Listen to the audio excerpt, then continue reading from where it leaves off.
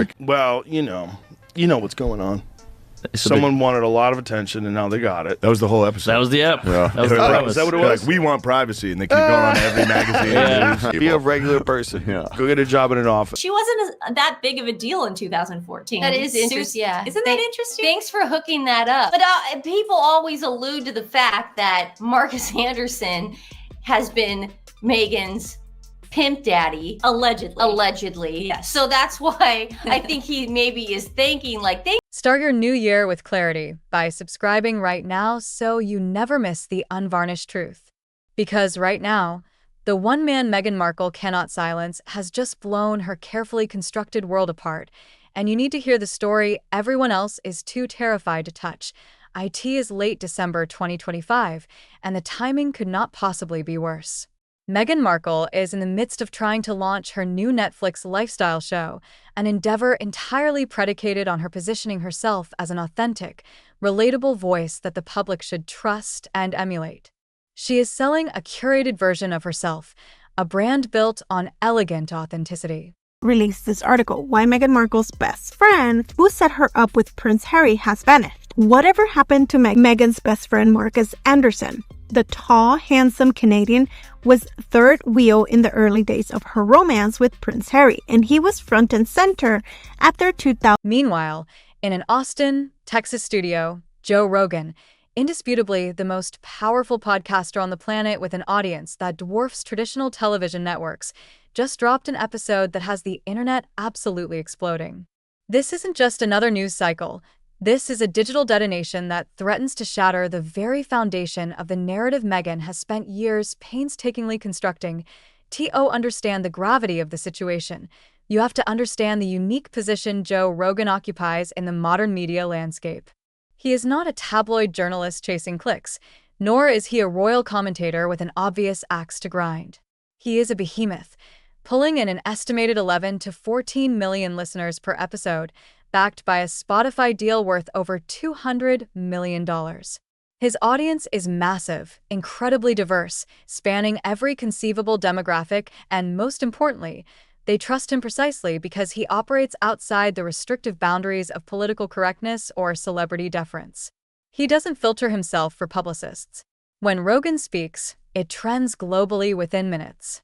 Social media platforms light up, and mainstream news outlets are forced, often kicking and screaming, to cover topics they would rather ignore. He is essentially more influential than traditional media at this point because people believe he's genuine rather than reading corporate-approved scripts. Furthermore, his long-form format, running 3 to 4 hours per episode, gives him the luxury of time to dig deep into topics, to ask uncomfortable questions, and to let inconsistencies hang in the air in a way that a 3-minute cable news segment never could. According to multiple sources sending shockwaves through the entertainment industry, Rogan allegedly decided to use that massive, untouchable platform to ask the specific questions mainstream media has been too terrified to touch. Regarding Meghan's mysterious past, this wasn't a passing comment. Sources claim someone mentioned Meghan during a conversation about celebrity phoniness, and Rogan launched into a full breakdown of her so-called yacht years. He reportedly spotlighted those infamous photos of her on billionaires' boats in Monaco and at exclusive European parties, images that have existed in the darker corners of the internet for years, but have never been explained. He zeroed in on the wealthy older men she was photographed with during a period in her life when she claimed she was a broke, struggling actress barely surviving in Los Angeles. The core of the issue, the thing that Rogan reportedly hammered home, is the glaring discrepancy in the timeline. If you are truly struggling financially as a minor TV actress doing small roles that pay almost nothing, you're not vacationing on mega yachts in the Mediterranean. Those two worlds do not overlap unless there is a specific connection that facilitates access. The nature of that connection is what Rogan allegedly questioned directly, brining into the mainstream a conversation about what yacht culture actually entails. It is well documented in luxury lifestyle circles that wealthy men who own or charter these floating palaces often invite attractive young women to exclusive events. Sometimes it's networking, often it is understood to be transactional, expectations of companionship in exchange for access to a lifestyle, connections, and funding that would otherwise be utterly out of reach. Rogan reportedly pointed out that Meghan has never once explained who these men were, how she knew them, or what she was doing in these ultra-luxury settings when she supposedly couldn't afford rent. He allegedly highlighted the contrast, noting that these weren't innocent networking events, but environments known for hedonistic gatherings where arrangements are made that nobody discusses publicly. By bringing this context to his audience, Rogan didn't just share photos. He provided a damaging framework for interpreting them, suggesting they are evidence of access to a world that comes with expectations, a lifestyle that requires an explanation she has never provided. The fallout was immediate and catastrophic. Within hours of the episode supposedly dropping, old photos of Meghan on yachts started circulating massively on social media, reaching millions of new eyes for the first time. These weren't conspiracy theorists or dedicated royal critics. These were regular people in Rogan's mainstream audience, suddenly asking legitimate questions about finances that simply do not add up. The one image that reportedly blew up the hardest shows Meghan on the deck of a massive yacht, looking completely at ease in that setting, dressed expensively and clearly familiar with the luxury lifestyle. That single image got shared millions of times with captions echoing Rogan's sentiment. How does a broke actress afford this? Another photo shows her at what appears to be a private yacht party with champagne and designer clothing, surrounded by people who clearly weren't struggling. This is why Meghan's PR team is allegedly in total meltdown right now. When Joe Rogan decides to highlight something, it becomes unavoidable mainstream conversation. His endorsement of these questions legitimizes them in ways smaller voices never could. Meghan's team went into crisis mode because they were faced with a media force they could not control. They couldn't threaten legal action against Rogan because he's effectively untouchable, and a lawsuit would only amplify the story further. They couldn't provide explanations for the photos without raising even more uncomfortable questions. They were stuck watching millions of people discuss this with no good options to shut it down. This situation also shines a spotlight on the mysterious figures in Meghan's life, particularly Marcus Anderson. Anderson, a key figure at Soho House, has often been described as indispensable to Meghan's rise. Soho House isn't just a club.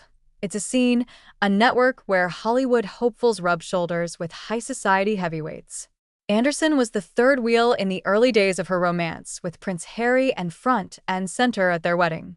Yet, questions have always swirled about his exact role in her life before Harry.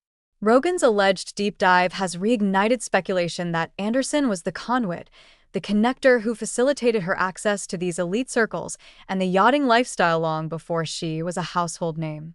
The theory that she wouldn't have achieved her level of global fame without his calculated assistance is now being debated by millions who had never previously heard his name. Perhaps the most devastating aspect of this entire saga is the potential impact on Prince Harry. Multiple sources suggest this has hit their household with explosive force. Harry has spent years testifying in courts, fighting for security, and positioning himself as the ultimate protector of his family from media intrusion. He gave up everything: his family, his country, his traditional role, and his relationships with his brother and father, for this woman. If millions of people are now discussing photos and allegations about his wife's past that he either didn't know about or chose not to confront, the humiliation is unfathomable. One source claimed Harry is furious, not just at Rogan, but potentially at Meghan for putting him in a position where he has to either defend the indefensible or admit he didn't know the full truth about the person he married. It raises foundational questions about their relationship. Was the life he built based on truth, or was it a carefully constructed fiction? This isn't the first time Meghan's pre-fame years have been questioned. Her own family members have made comments suggesting there's more to her story. Royal authors and investigative journalists have pointed out timeline inconsistencies for years. But all of that stayed relatively contained within niche circles until now. Rogan breached the dam. The yacht photos are now mainstream conversation. The unexplained lifestyle during her broke years is now something millions upon millions are questioning. Meghan's carefully constructed narrative about who she was before Harry is facing scrutiny from the one source she absolutely cannot control or silence. The question now isn't whether the photos exist or whether the timeline raises legitimate concerns. That has been established. The question is whether Meghan will finally address this directly or continue hoping silence makes it go away, a strategy that Joe Rogan has just violently proven no longer works.